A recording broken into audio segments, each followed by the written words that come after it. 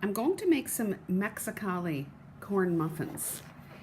This recipe is on page 376 from the Pilsbury Complete Book of Baking. I'm going to modify it a little though. Because I don't have sour cream, I'm going to use my homemade yogurt.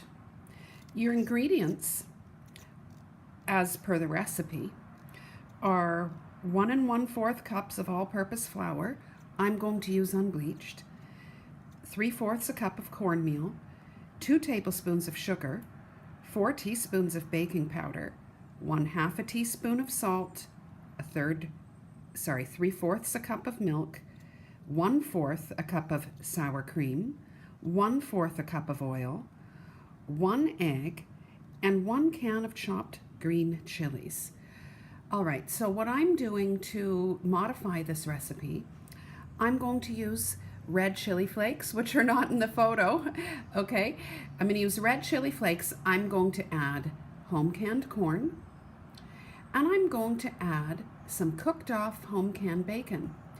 So, apart from a few other things like chives and chili powder, I'm gonna follow the basic recipe, but I am going to modify it to my own specification.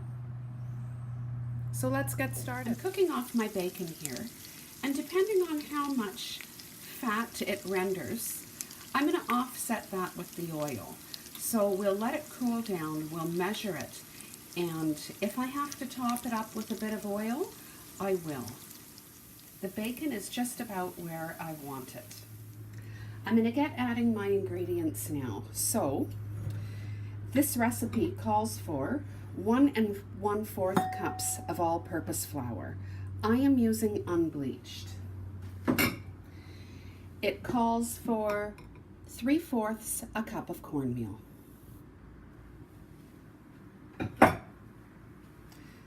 It calls for 2 tablespoons of sugar, and this is one of the reasons I liked this recipe, because a lot of recipes have a lot of sugar in them. So there we go. It calls for 1/2 a teaspoon of salt. I'm adding that. I'm using pink salt, but I'm also using a teaspoon of garlic powder.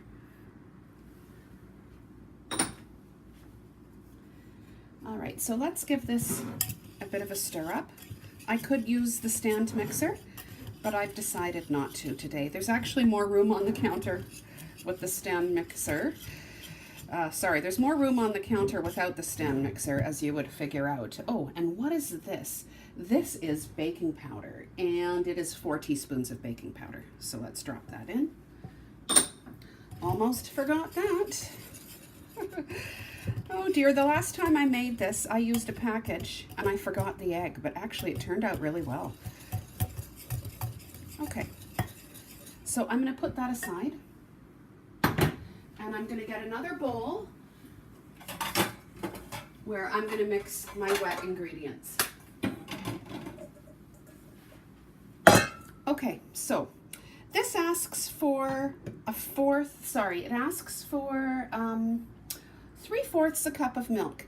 Now, I do have milk in my fridge, but the bag wasn't open, and I'm going to use 3/4 a cup of milk kefir instead. Alrighty, and it asks for 3/4 a cup, actually 1/4 a cup of sour cream. Now I measured it wrong, so I'm just going to put about 1/4 a cup in there. Now it's actually yogurt, it's homemade yogurt I'm putting in, so that's what I'm substituting the sour cream with, because I don't have any. And a lot of cooking is substitutions. It's a bit of this, a bit of that. Okay, so 1/4 a cup of oil. Let's put that in. Now, what I did was, I guess I rendered about 1/8 a cup of bacon fat, and I topped the rest up with grapeseed oil. So we're just gonna drop that in.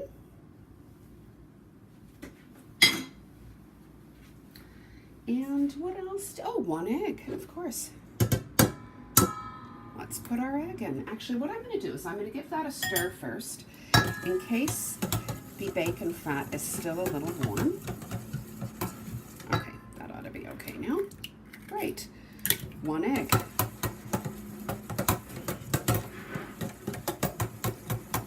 Excellent. That's sufficiently stirred. Let's bring back our dry ingredients. So here we are. These are our dry ingredients. And here are our wet ingredients. Let's add the wet into the dry. I will get out a spatula. Make sure we get everything. Excellent. We're going to give it a stir now. Now, it's partially stirred. I'm going to add some chili flakes, which I never took out of the cupboard until this moment. Let's add our chili flakes, before we completely stir this. Great. We're going to add about 3/4 of a cup of cheese. I didn't mention this initially, but I'm going to add that in now. We are going to add in a 1/2 cup of corn. Now, yes, now we're going to add in the bacon.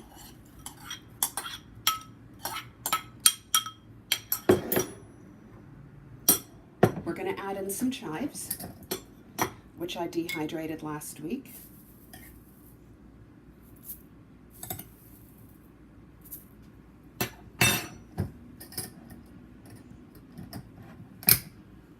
And we're going to give it the final stir.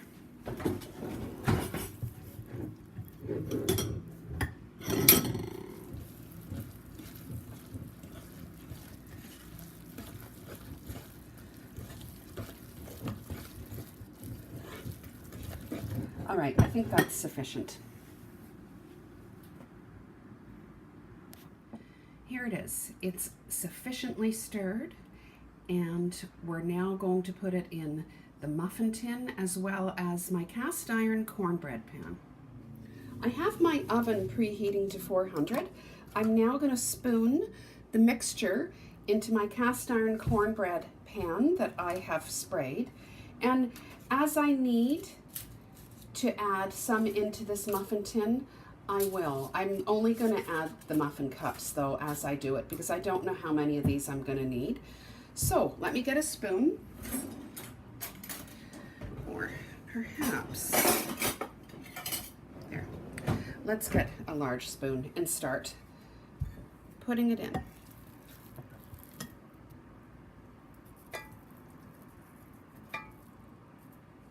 That might be too much. I think I'll go back to a smaller spoon. It's just easier to control the amount you get. Yeah, I'll probably need my muffin cups. Here we go. All right, I'll bring you back when everything is filled. My oven is almost at temperature. Now, I've put a bit of chili powder in this little sifter here, and I am just going to sprinkle it over the top of the cornbread. I think I need some more. Great.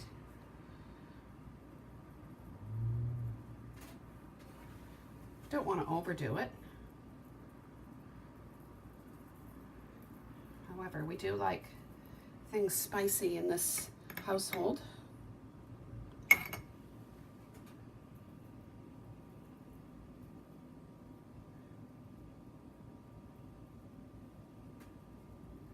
Great. All right, it's just about up to temperature.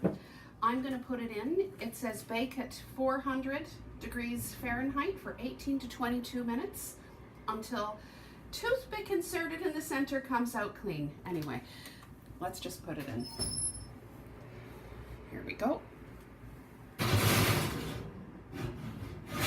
1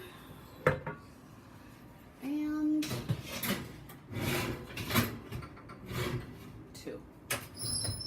All right, I'll bring you back when it's time to bring it out of the oven. I've taken the cornbread muffins out of the oven and they look delicious. And as they were cooking, the apartment smelled so good. Anyway, we'll let them cool and we'll have a taste. So the cornmeal muffins, slices, whatever you want to call them, are cooled. And I'm going to have a taste. Looks delicious.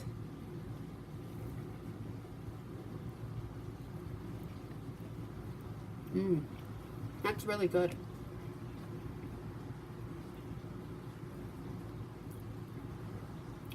Wow. All right, so this is just another way to use home canned goods such as home canned bacon and home canned corn.